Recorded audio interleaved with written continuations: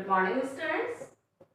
पिछले लेसन में हमने कुछ परिश्रम की बातें करी थी, यानी कि मेहनत करने वालों की कभी हार नहीं होती। अब हम कुछ प्रकृति का आनंद भी उठा लेते हैं। अब प्रकृति का आनंद उठाना किसको अच्छा नहीं लगता है? सभी को अच्छा लगता है ना। जैसे वर्षा का मौसम हुआ, गर्मी के दिनों के बाद गर्मी की छुट्टी होती है, आप सब इंतजार करते हो ना, हम तो घूमने जाएंगे। और घूमने जाना कहाँ पसंद करते हो आप लोग? पहाड़ी स्थल पर। ठीक है, घूमने जाना आप कहाँ पसंद करते हो? पहाड़ी स्थलों पर।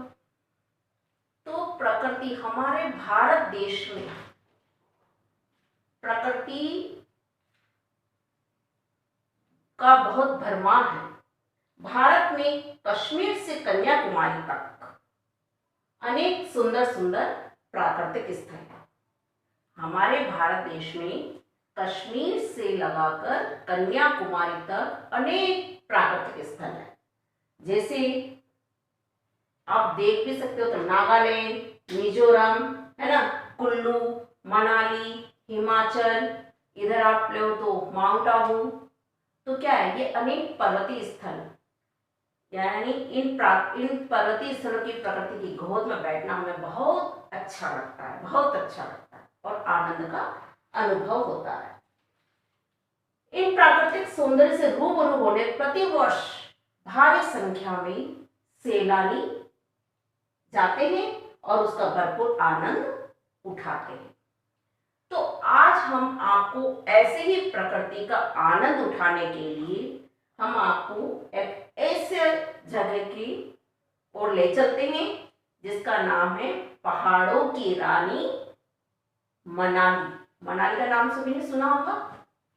कुल्लू मनाली एक साथ आता है तो मनाली का नाम सभी ने सुना ही होगा। इस पाठ में कुल्लू मनाली के प्राकृतिक दृश्य का सुंदर वर्णन किया गया है। समुद्र की सतह से 1219 मीटर का ऊंचाई पर पर्वतों की गोद में बसी कुल्लू मनाली का नैसर्गिक सौंदर्य सैलानियों का मन मोह लेता है। कुल्लू से मनाली जाने वाली सड़क के दोनों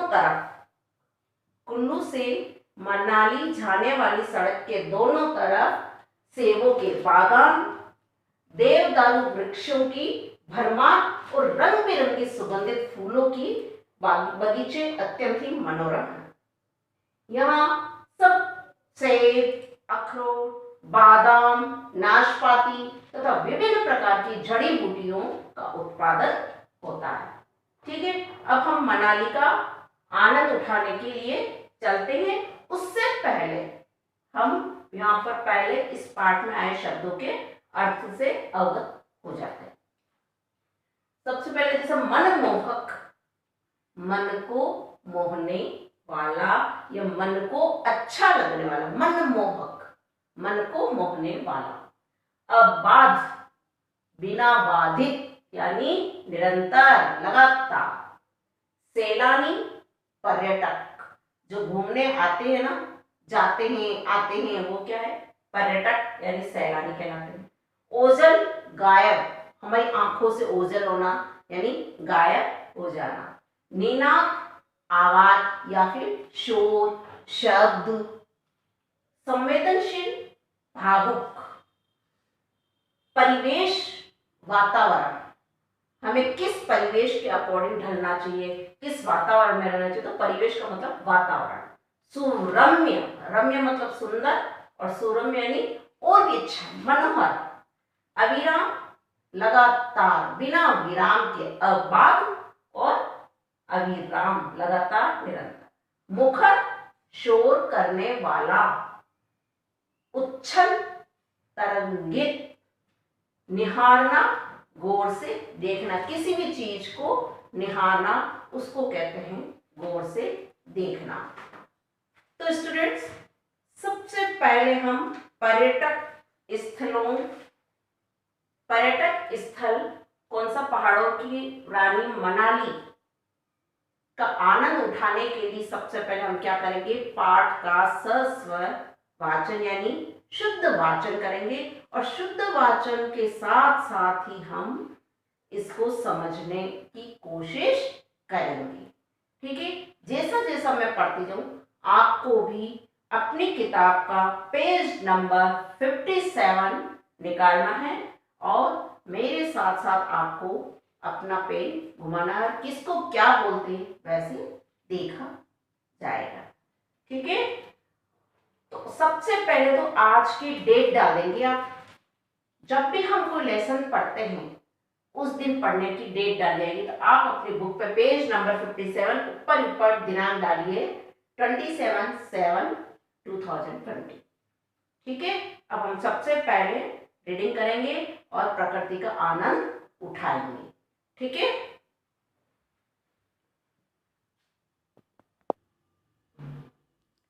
हाँ तो स्टूडेंट्स सबसे पहले रीडिंग स्टार्ट करते हैं। कुल्लू से मनाली जाने वाली सड़क धीरे धीरे ऊंची होती जाती है। कुल्लू से मनाली, पहले कुल्लू गए, अब कुल्लू से मनाली जाने के लिए सड़क धीरे धीरे ऊंची होती जा रही है। मार्ग के दोनों ओर के प्राकृतिक दृश्य बहुत ही मनमोहक है। मनमोहक, ये मैंने आपको पहले भी बताया, मनमोहक का अर्थ है मन को अच्छा लगने वाला। मार्ग के दोनों ओर, जब हम कुल्लू से मनाली जा रहे हैं तो उस रास्ते के दोनों ओर प्राकृतिक दृश्य यानी पेड़ पौधे पहाड़ बहुत ही लुभावने, मन को मोहने वाले हैं। कल्लोले करती व्यास नदी अपने कल्लोलिनी नाम को सार्थक कर रही है। कल्लोले करती व्यास नदी, व्यास नदी कल्लोले करती यानी ऊपर नीचे लहर की तरंगे उठ रही है। तो वो व्यास नदी अपने कल्लोलिनी नाम को सार्थक, उसका नाम कल्लोलिनी भी है, उसके नाम को सार्थक कर रही है। उसका शोर चढ़ाई पर चढ़ रही बस के इंजन को भी मात कर रहा है। व्यास नदी का शोर, जब कलकल करती बह रही है ना व्यास नदी, तो उसका शोर ऐसा लग रहा है मानो कई चढ़ाई पर जब बस चढ़ती है और उसका इंजन बहुत तेज आवाज करता है ना, वैसे ही व्यास नदी का आवाज हो रहा है, लेकिन उससे भी तेज आवाज निकल रहा है, यानी इस चढ़ाई पर चढ़ रही बस के इंजन को भी मात दे रहा है। व्यास नदी छोटे बड़े पत्थरों से टकराती टेढ़ी मेढ़ी राहें बनाती अबाध गति से अपने गंतव्य की ओर बहती जा रही है। ठीक है, अब क्या हो रहा है, व्यास नदी छोटे बड़े पत्थरों से नदी बहती है। तो नदी क्या करती है, पानी अपना रास्ता किधर से भी बना लेता है, चाहे उसके मार्ग में कितने ही रोड़े क्यों ना हो, अटकाव क्यों ना हो, फिर भी पानी अपना रास्ता बना ही लेता है। तो व्यास नदी छोटे बड़े पत्थरों से टकराती टेढ़ी मेढ़ी बहती जा रही है, यानी कि अबाध गति से बिना रुके निरंतर लगातार गति से अपने गंतव्य स्थान यानी जहाँ उसको पहुँचना हो वहाँ पर वो अपने स्थान, और ये नदियाँ बहकर कहाँ जाती है, अंत में समुद्र में, तो अपने गंतव्य स्थान की ओर चली जा रही है।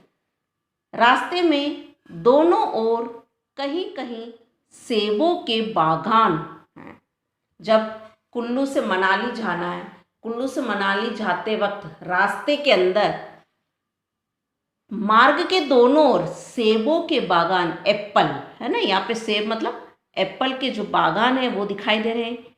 पाइन और देवदारू वृक्षों की भरमार, पाइन और देवदार नामक वृक्ष अत्यंत मात्रा में वहाँ पर पाए जाते हैं।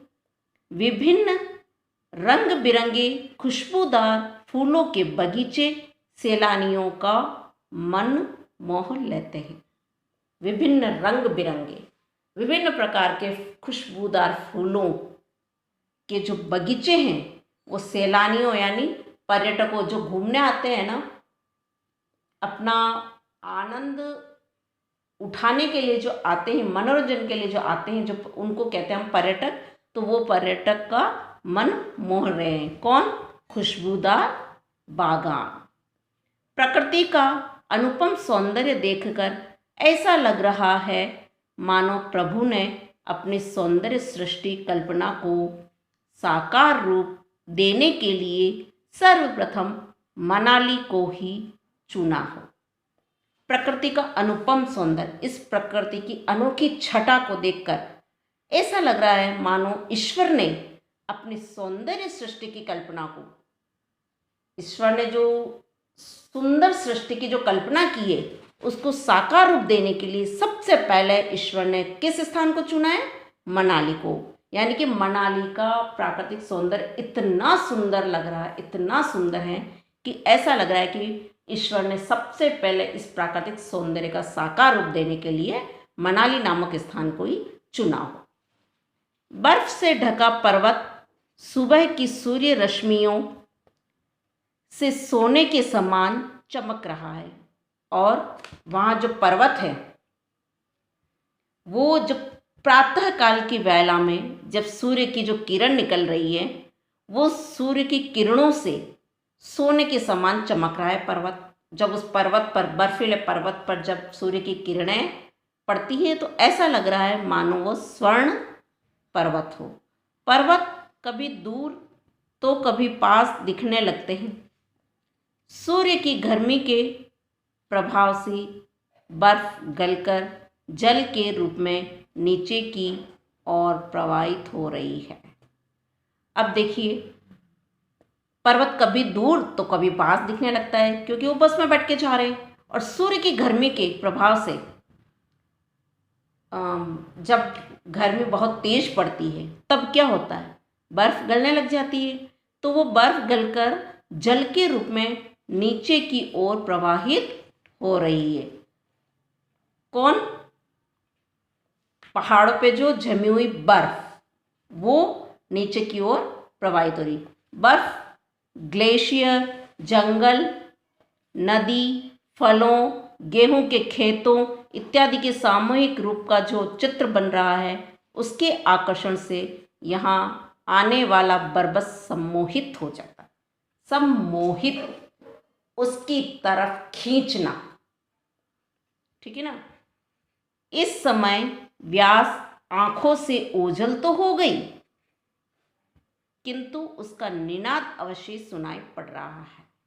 अब लेखक बोल रहे हैं कि वहाँ मनाली तक जाते जाते मार्ग से हम सब कुछ देख रहे हैं, यानी कि सड़क के दोनों ओर हमें देवदारू के उस वृक्ष दिखाई दे रहे हैं, सेब के बागान दिखाई दे रहे हैं, सुगंधित फूलों के बगीचे दिखाई दे रहे हैं और कल्लोले करती व्यास नदी का शोर भी सुनाई दे रहा है। लेकिन अब धीरे धीरे क्या होता है, व्यास नदी आंखों से ओझल तो हो गई, यानी आंखों से गायब तो हो गई, अब दिखाई नहीं दे रही है, किंतु उसका निनाद, निनाद मतलब उसका शब्द, आवाज अवश्य सुनाई पड़ रहा है।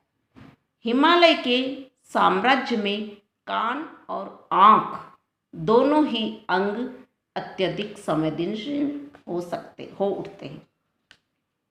हिमालय के साम्राज्य में कान और आंख दोनों ही अंग अत्यधिक संवेदनशील यानी अत्यधिक ही भावुक हो उठते हैं।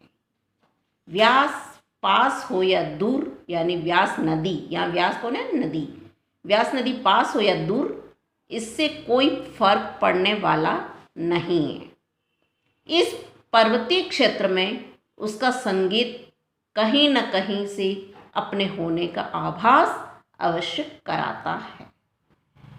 यहाँ पर व्यास नदी पास हो या दूर, इससे कोई फर्क नहीं पड़ रहा है। इस पर्वतीय क्षेत्र में उसका संगीत, संगीत क्या है? वो तो बस आवाज़ें आ रही है ना, बहती तेज गति से जो बह रही है उसकी आवाज़ आ रही है, तो कहीं से न कहीं अपने होने का आभास यानी एहसास कराना, वो अपना एहसास जरूर करा रही। मेघ गर्जन के समान एक मंद आवाज रह रहकर हमारे कानों में प्रवेश कर रही है। मेघ गर्जन यानी बादलों की जो गर्जन है, उसकी गर्जन के साथ ही रह रहकर हमारे कानों में उसकी आवाज पड़ रही है। किसकी आवाज? किसकी आवाज पड़ रही है? व्यास नदी की। ठीक है, हम मंडी कुल्लू रोड ट्रांसपोर्ट की बस से यात्रा कर रहे थे। लेखक क्या बोलता है, हम मंडी कुल्लू रोड ट्रांसपोर्ट की बस से ही यात्रा कर रहे थे। यूं शिमला और चंडीगढ़ से कुल्लू होकर मनाली जाने वाली बसों से भी यह यात्रा की जा सकती है। वहाँ पर जो यात्रा किससे भी की जा सकती है, शिमला और चंडीगढ़ से कुल्लू होकर मनाली जाने वाली बस से भी यात्रा कर सकते हैं। बसें हर आधे घंटे में चल रही थी। हम लोगों ने इस बस यात्रा के दौरान हमेशा व्यास की उपस्थिति का अनुभव किया है। लेखक क्या बोल रहा है, हम लोगों ने, लेखक और उनके मित्र, लेखक बोल रहा है कि हम लोगों ने इस बस यात्रा के दौरान, यानी इस बस यात्रा के साथ ही हमेशा व्यास की उपस्थिति का अनुभव किया। उनको व्यास नदी ही ऐसा लग रही थी मानो उनके साथ हैं। ऐसा लगता है जैसे वह हमारे आसपास ही है। यह जो ध्वनि सुनाई पड़ रही है वह वास्तव में मेघ गर्जन नहीं, क्योंकि आकाश साफ है। चंचल तीव्र गति से व्यास कलकल ध्वनि करती छोटे बड़े शिलाखंडों से टकराती और गंभीर गर्जन करती हुई और नीचे खाई की ओर बढ़ती। अब ये क्या है, ये व्यास नदी की आवाज़ है। बादल एकदम साफ है, आकाश एकदम साफ है, लेकिन जो वो व्यास नदी है वो अपनी आवाज़ के साथ, ठीक है, चंचल तीव्र गति से व्यास नदी जो बह रही है उसकी ध्वनि छोटे बड़े शिलाखंडों से, यानी पत्थरों से जो टकरा रही है उसकी टकराट की आवाज़ है, उसकी गर्जन करती हुई वो खाई की ओर बढ़ रही है, यानी नीचे गिर रही है, ऊपर से निकल रही है और आवाज़ करती हुई छोटे छोटे पत्थरों से टकराती हुई वो नीचे गिर रही है। ऐसे लग रहा है मानो बादल गर्जना कर रहे हैं। सामने के पर्वत से बर्फ गल चुकी है। बर्फ गल जाने से क्या हुआ, पर्वत की सुंदरता में कोई अंतर नहीं आया। तपस्या में लीन ध्यान मग्न सन्यासी के समान लग रहा है पर्वत, यानी वह पर्वत कैसा लग रहा है, तपस्या में ध्यान मग्न होकर सन्यासी के समान लग रहा है। कौन सा पर्वत, मनाली पर्वत। सर्दी के मौसम में पुनः बर्फ जमेगी। भाई गर्मी की कारण, सूर्य की गर्मी के कारण और तेज हवा के कारण बर्फ पिघल गई है, पानी नीचे की ओर आ रहा है, लेकिन वह सर्दी के मौसम में बर्फ फिर जम जाएगी और वो मनाली पर्वत ऐसा लग रहा है जैसे कि तपस्या में लीन या कोई ध्यान मग्न सन्यासी हो। इस समय पर्वत का शोर, इस समय पर्वत का शांत परिवेश, इस समय मनाली पर्वत जो शांत वातावरण, कितना सुरम्य है, मतलब पर्वत का जो शांत वातावरण बड़ा ही सुरम्य, बहुत ही सुंदर मनोहर है। ऐसा लगता है जैसे पर्वत की चोटी गर्दन उठाकर आकाश को छूने का प्रयास कर रही, और ऐसा लग रहा है वो वातावरण जैसे कि पर्वत की चोटी, जो ऊपर की शिखर, पर्वत का शिखर गर्दन उठाकर आकाश को छूने का प्रयास कर रहा हो, ऐसा प्रतीत हो रहा है। पर्वत की देह कुछ काली काली लग रही है। सूरज की गर्मी से बर्फ के गलने पर दरार पड़ जाती है। अब पर्वत की देह कुछ काली काली लग रही, काली लगना मतलब क्या हुआ कि गर्मी के कारण, है ना, हवा के कारण जब बर्फ में दरारें आ जाती है तो वो ऐसे काली टाइप लग रही, तभी ऐसा लग रहा है गर्मी के मौसम में तेज हवा के कारण बर्फ जल्दी ही गल गई है। इससे पहले पहाड़ों का रंग था सफ़ेद। इससे पहले पहाड़ों का रंग कौन सा था, सफ़ेद। कुल्लू से मनाली की दूरी 40 किलोमीटर है।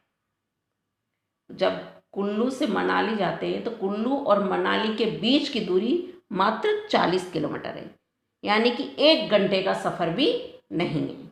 यहाँ मौसम में ठंडक है। पथ के दोनों ओर के दृश्य मनमोहक और सुंदर है। यहाँ मौसम में ठंडक, हम पर्वतीय स्थल पर क्यों जाते गर्मी के मौसम में, क्योंकि हमें ठंडक चाहिए और उस ठंडक को प्राप्त करने के लिए ही हम हिल स्टेशन घूमना पसंद करते हैं। तो वहाँ मौसम में क्या है, ठंडक। पथ के दोनों ओर, या पथ मतलब रास्ता, रास्ते के दोनों ओर के दृश्य मनमोहक और सुंदर है। बस की खिड़की से व्यास को निहारिए। अब बस में बैठे हैं साहब लेखक जी, और बस की खिड़की से व्यास नदी को देख रहे हैं। निहारना मतलब गौर से देख रहे हैं, तो व्यास की कलकल ध्वनि हृदय को तरंगित कर रही है। यानी व्यास की जो कलकल आवाज है वो अपने हृदय को बड़ा तरंगित कर रहा है, यानी हृदय में उथल पुथल चल रही है। मधुर संगीत ऐसा लगता है कि पैरों में घुंघरू बांधे वह अविराम गति से इटलाती हुई जा रही है। अब क्या हुआ, उसका जो व्यास नदी है उसका मधुर संगीत, वो कोई गाना थोड़ी गा रही है, वो जो बह रही है उसकी जो कलकल की जो आवाज़ है, उसका कलकल का जो निनाद है, वो ऐसा लगता है जैसे कि कोई पैरों में घुंघरू बांधे, नई नवेली दुल्हन को पैरों में घुंघरू बांधकर अविराम गति से इठलाती हुई जा रही है, नखरे दिखाती हुई, है ना, अविराम गति से बिना रुके इठलाती हुई जा रही है अपने प्रीतम से मिलने। कोई प्रीतमा किससे मिलने जा रही है, प्रीतम से। ऐसा लग रहा है जैसे कोई पैरों में घुंघरू बांधकर अपने प्रीतम से मिलने के लिए बिना रुके अविराम गति से जा रहे। अविराम मतलब बिना रुके। उच्छल और सुंदर भी, अब तरंगित और सुंदर भी है। कौन, व्यास नदी। यहाँ पर प्रीतमा किसके लिए प्रयोग हुआ, व्यास नदी के लिए, है ना। कहा जाता है कि कश्मीर धरती का स्वर्ग, ये तो सभी को मालूम होगा कि कश्मीर को धरती का स्वर्ग कहा जाता है। उसका प्राकृतिक सौंदर्य अद्भुत, उसका प्राकृतिक सौंदर्य बड़ा ही अद्भुत है। इसके पीछे कोई विशेष उद्देश्य होगा। अब देखिए, कहा जाता है कि कश्मीर धरती का स्वर्ग है और उसका प्राकृतिक सौंदर्य भी अद्भुत है, तो इसके पीछे कोई विशेष उद्देश्य होगा। ऐसे प्रचारकों ने किसी निहित उद्देश्य के कारण मनाली की मनोरम प्राकृतिक सुंदरता को अनदेखा कर दिया होगा, है ना।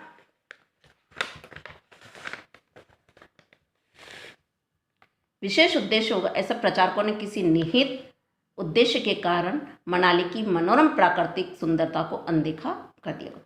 किंतु अनेकानेक सैलानियों के अनुसार समुद्र सतह से 1219 मीटर, यह आपको मैंने स्टार्टिंग में भी बताया कि मनाली समुद्री सतह से 1219 मीटर की ऊंचाई पर पर्वतों की गोद में बसी रूपसी कुल्लू मनाली की नैसर्गिक शोभा और सौंदर्य कश्मीर से कहीं अधिक है। समुद्र की सतह से 1219 मीटर की ऊंचाई पर मनाली पर्वत स्थित है ना, और कुल्लू मनाली की नैसर्गिक शोभा और सौंदर्य कश्मीर से कहीं अधिक है। कुल्लू के निवासी अत्यंत कठोर जीवन के अभ्यस्त हैं। कुल्लू में रहने वाले लोग कठोर जीवन जीने के आदी हैं। हंसते मुस्कुराते उन्हें खेतों में, बगीचों में कठिन परिश्रम करते देख सकते हैं। कुल्लू के अंदर क्या होता है, हंसते मुस्कुराते लोग वहाँ पर खेतों में, बागानों में काम करते हुए नजर आते हैं। सेब के उत्पादन के साथ साथ अब यहाँ अखरोट, बादाम, नाशपाती तथा विभिन्न प्रकार के जीवदायिनी जड़ी बूटियों का भी उत्पादन होने लगा है। यहाँ पर सेब के उत्पादन के साथ साथ अखरोट, बादाम, नाशपाती और विभिन्न प्रकार की जीवदायिनी, यानी हमें जीवन प्रदान करने वाली जीवनदायिनी जड़ी बूटियों का भी उत्पादन होने लगा है। मनाली महर्षि मनु की पावन भूमि है। अब मनाली महर्षि मनु नामक महर्षि थे, उनकी पवित्र भूमि है, पावन भूमि है। मनाली अर्थात मनु आलय, मनु का आलय। मनुस्मृति महर्षि मनु द्वारा रचित हिंदू धर्मशास्त्र का एक प्रमुख ग्रंथ है। अच्छा, हिंदू धर्मशास्त्र का प्रमुख ग्रंथ कौन सा है? मनुस्मृति, जो कि महर्षि मनु द्वारा रचित है। इस ग्रंथ में 12 अध्याय तथा 2500 श्लोक है। कौन से ग्रंथ में? मनुस्मृति ग्रंथ में कितने अध्याय? 12 अध्याय तथा 2500 श्लोक है। ठीक है। विश्व को विधि व्यवस्था का ज्ञान देने वाले महर्षि मनु को इस तपस्या भूमि मनाली को आज पर्यटन के विश्व मानचित्र पर सैलानी देखने लगे।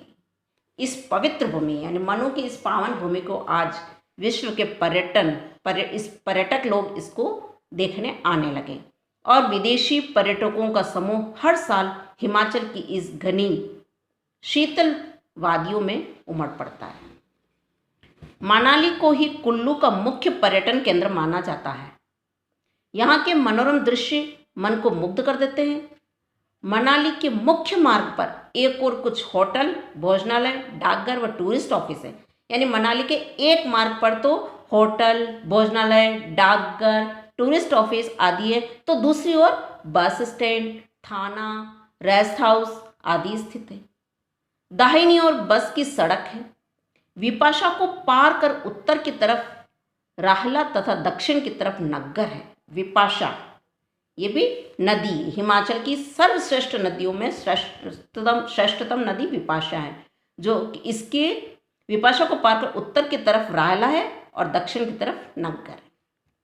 अब विपाशा को हिमाचल की नदियों में श्रेष्ठतम माना जाता है। यह भी मैंने जस्ट बताया आपको कि विपाशा को हिमाचल की नदियों में श्रेष्ठ माना गया है। वैदिक काल में इसका नाम था विपाश। वैदिक शब्दों में निघंटु में इसे उंजरा कहा गया है। ऋग्वेद में आर्यकीय, ग्रीक निवासी इसे विपाशिस तथा हिमाचल वासियों के लिए यह व्यासा, ठीक है ना, सॉरी विपाशा नहीं व्यासा, हिमाचल वासियों के लिए यह व्यासा है। शाब्दिक अर्थ के अनुसार विपाश का मतलब है बंधन रहित या बंधन मुक्त। विपाश, पाश रहित, बंधन रहित यानी बंधन मुक्त, यानी वह नदी जो अपना किनारा स्वयं बनाती है, रास्ते में आई हर रुकावट, हर प्रकार की बाधा को दूर करती हुई मुक्त रूप से उमगती, किलकती प्रवाहित हो, वह है विपाशा। मुक्त रूप से उमगती हुई, किलकती हुई जो बहती है वह नदी है विपाशा, जो कि बंधन मुक्त है। यह नया मनाली है। असली मनाली ग्राम मनालसू नदी के पार 2 किलोमीटर की चढ़ाई के बाद 5000 फुट ऊंची पहाड़ी पर है। चीड़ और देवदार के सघन वृक्षों की शोभा से चित्रित मनाली। वहाँ पे किसके सघन वृक्ष है? चीड़ और देवदार। सघन यानी बहुत ही घने वृक्षों की शोभा से चित्रित मनाली, यानी मनाली में इन वृक्षों की भरमार है। उबड़ खाबड़ कच्ची घुमावदार पगडंडी द्वारा गांव में पहुंचते हैं। अब गांव में पहुंचने के लिए रास्ता कैसा है? उबड़ खाबड़, घुमावदार, है ना। गांव के सबसे ऊपरी भाग में भगवान मनु का छोटा सा साफ सुथरा मंदिर है। अब गांव गए उबड़ खाबड़ रास्ते से, है ना, कच्चा रास्ता, उसके सबसे ऊपरी भाग में भगवान मनु का छोटा सा साफ सुथरा मंदिर है। मंदिर के अंदर मनु महाराज की काठ की मूर्ति, काठ मतलब लकड़ी की मूर्ति के सामने दीप प्रज्वलित यानी दीप जला हुआ है। दर्शनार्थी स्वयं अंदर जाते हैं, नतमस्तक हो प्रणाम करते हैं और चरणामृत लेते हैं। गगन स्पर्शी पर्वत श्रेणियां बहुत निकट लग रही है। गगन स्पर्शी, गगन यानी आकाश को स्पर्श करने वाली, गगन मतलब आकाश, स्पर्शी मतलब छूने वाली, आकाश को छूने वाली पर्वत की चोटियां बहुत ही निकट लग रही हैं। यह है मात्र दृष्टि का भ्रम। वास्तव में वो आकाश को नहीं छू रही, सिर्फ हमारी दृष्टि का भ्रम है। मनाली के मंदिर बहुत प्राचीन हैं, जो हिंदू स्थापत्य के साथ बौद्ध स्थापत्य की शैली में कुछ कुछ मंगोलीय वास्तुकला से प्रभावित एवं मिश्रित है। अब देखिए, हिंदू स्थापत्य कला के साथ बौद्ध स्थापत्य कला भी है ना, उसकी शैली भी, और उसके साथ मंगोलीय वास्तुकला से भी प्रभावित है। नीचे दक्षिण में बजुरा के मंदिरों में विशुद्ध स्थापत्य के साथ साथ प्रतिमा के परिधान भी बदले हुए हैं। परिधान मतलब उनका वेशभूषा। वास्तव में देखा जाए तो इस समस्त दुर्गम, जहाँ जाना असंभव, कठिन हो, दुर्गम मतलब कठिन, हिमालय पथ का प्रवेश द्वार मनाली ही।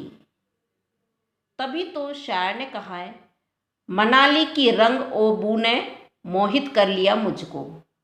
किसी शायर ने कहा था, मनाली की रंगो बू ने, यानी उसका रंग और उसकी खुशबू, बू मतलब खुशबू, ने मुझे मोहित कर दिया है।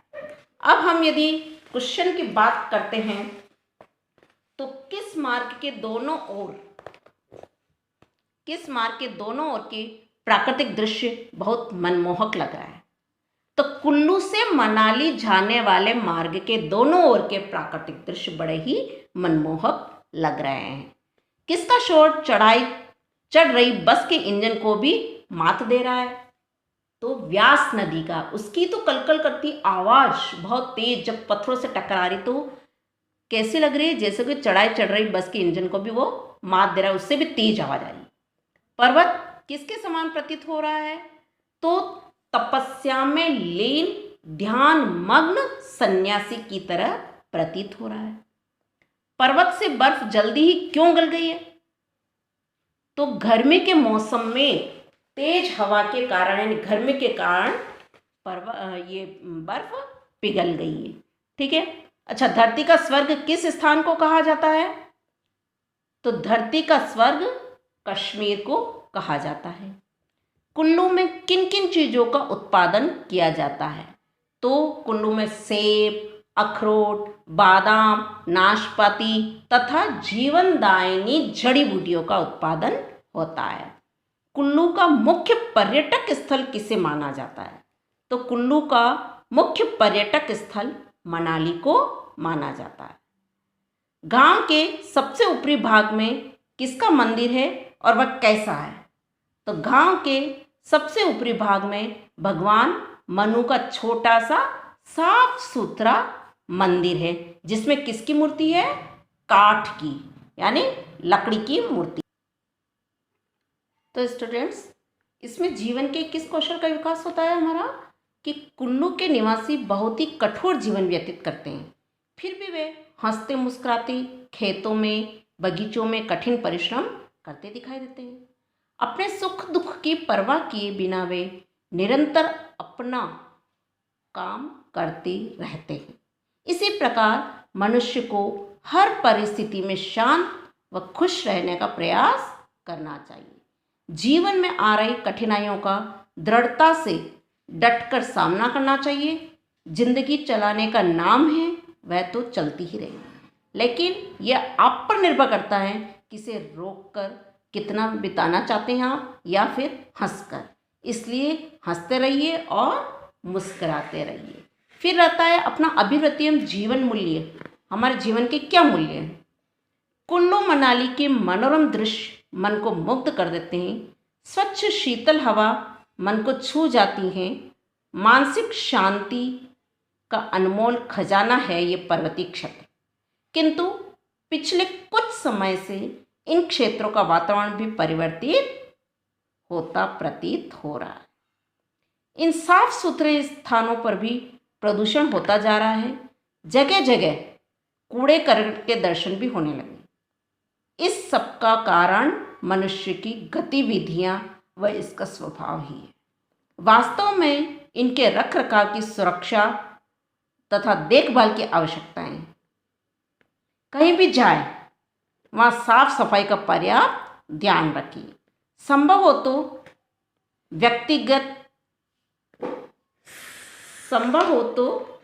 वाहन से न जाकर वहाँ के सार्वजनिक वाहनों द्वारा आवागमन करें। इससे वहाँ ट्रैफिक में कमी होगी व प्रदूषण पर भी रोक लगेगी। ऐसी छोटी छोटी बातों का ध्यान रखेंगे और प्रकृति के मनोहर दृश्य का आनंद उठाएंगे। ठीक है, अब हम यहाँ तक तो पाठ पढ़ चुके हैं और समझ भी चुके हैं। हाँ तो स्टूडेंट्स, अब हम बहुविकल्पी प्रश्नों के उत्तर देखते हैं। और बहुविकल्पी प्रश्न आपको पुस्तक के अंदर ही टिक लगाने हैं। ठीक है, कॉपी के अंदर ये वाला प्रश्न नहीं करना है, बट एग्जाम में आएंगे तो आपको बुक के अंदर ही टिक लगाना है। क्वेश्चन नंबर फर्स्ट, कुल्लू से मनाली जाते समय किसके बागान दिखाई देते हैं? तो किसके दिखते हैं? सेब। कुल्लू से मनाली की दूरी कितनी है? 40 किलोमीटर। समुद्र की सतह से कुल्लू मनाली की ऊंचाई कितनी है? 1219 मीटर। वैदिक काल में विपाशा नदी का नाम क्या था? विपाश। वैदिक काल में विपाशा नदी का नाम क्या था? विपाश।